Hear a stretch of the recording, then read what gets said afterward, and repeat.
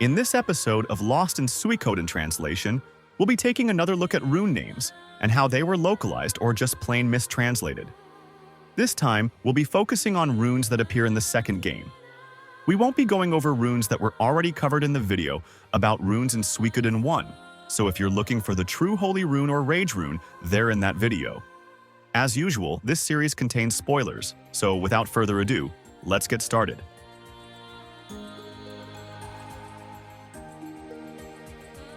In both the remaster and original localizations, the Carmilla Rune is mistranslated as Chimera. How they got to that is a bit of a mystery. The Japanese doesn't say chimera by any stretch of the imagination, so it looks like they just picked the closest word they could think of when they didn't understand the reference. The Carmilla Rune gets its name from the 1872 vampire novella of the same name, which predates the original Dracula novel by several years. Carmilla is also a character that's made several appearances in the Castlevania games, so it's also a reference to another Konami game franchise. The rune has never appeared in any other Suikoden game, probably because it's absolutely useless.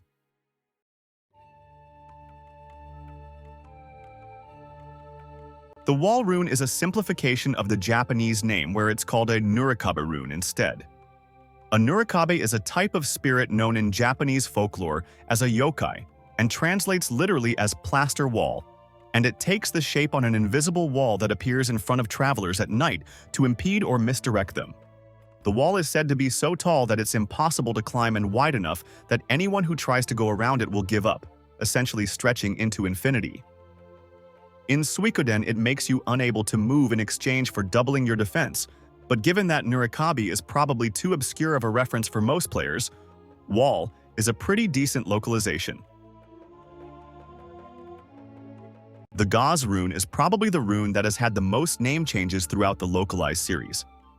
The name comes from Gozu, an ox-headed demon that guards the gates of hell in Buddhist mythology, and the name literally translates as ox-head, as Japanese mythology takes a "it does exactly what it says on the tin" kind of approach to naming things.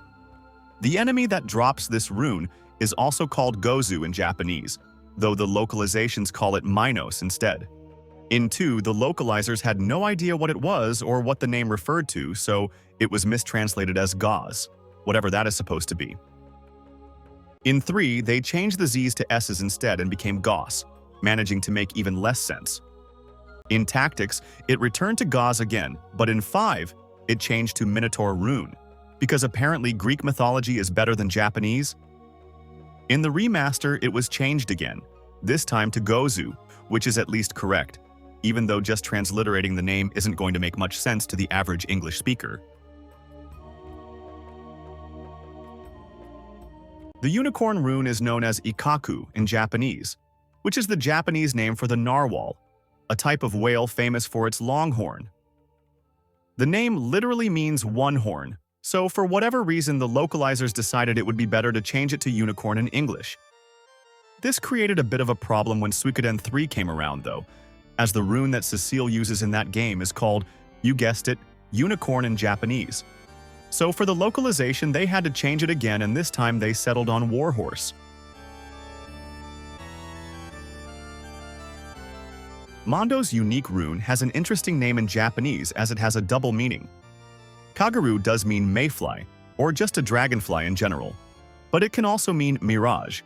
But because the Japanese game only uses hiragana, we don't know which meaning is meant, and that's probably intentional. Looking at its effect, it makes Mondo disappear in a shimmer and create duplicates of himself, making the mirage name appropriate.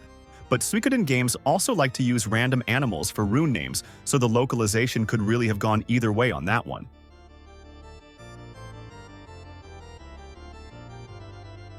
Though not unique to him, Hoi is the only character that comes with a Technique Rune, but the name is a bit off in English.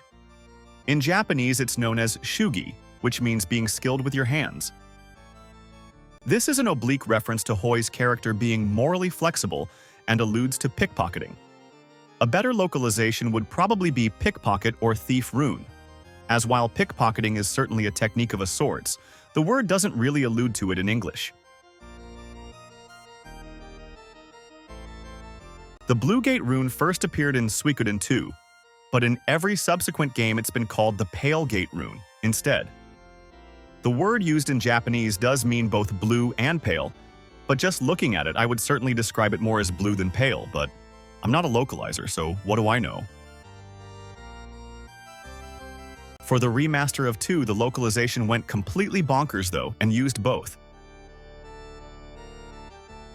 When you pick it up and it's in your inventory, it's called a Blue Gate Rune, but when you actually equip it, it changes to Pale Gate Rune.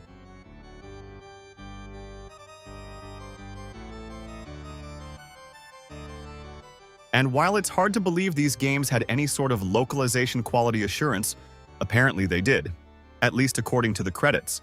So congratulations to someone for managing to get paid for doing absolutely nothing.